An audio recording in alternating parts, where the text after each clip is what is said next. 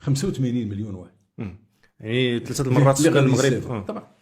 ولكن خدامين في دي كريتير، وكان اسيي، وكان كنحسبوا مع العلم على ان لا بورصه فاميليا في البرازيل فيها شروط اللي ما كايناش هنا. مثلا باش تستافد من لا بورصه فاميليا خص ولدك يمشي يقرا، الا لقيتك ما كتقراش ولدك نحيدها لك.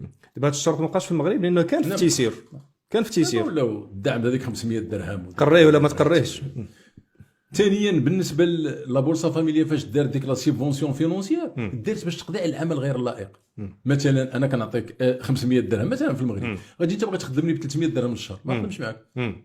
ولكن شنو اللي ولات اليد لي باترون شنو ولاو كيديروا؟ ولات بلاص ما نعطيك 500 نعطيك 1000 درهم، لان في حاجه في امس الحاجه لليد العامله. ثانيا لا بورصه فاميليا فاش كان ما فيهاش فقط ها ترونسفير ماني كنعطيك لا، راه كنعطيك ترونسبور، كنعطيك المجانيه ديال التمريض وديال التطبيب، بوكو دو كريتير اللي كنعطيك. ولكن اون كونتر بارتي خصك تقري الدراري وتقابلهم وتتبع هذه البرامج كامله اللي كاينه. واهم نقطه اللي فيها هي ستان سيستيم اللي داخل خارج. مثلا الناس اللي كيستافدوا من الدعم ديال لا بورصه فاميليا كتلقى سميتهم معلقه في كاع الادارات، معروفين في كاع الادارات، لان هذا المال العام. وفاش طبعا وفاش كنجي انا كنلقى فلان ما من حقوش جير له دروا دو ريكلامي،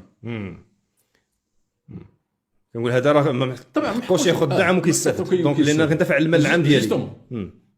وهكذا هذا هو السيستم، سي كوم سا كي المارش.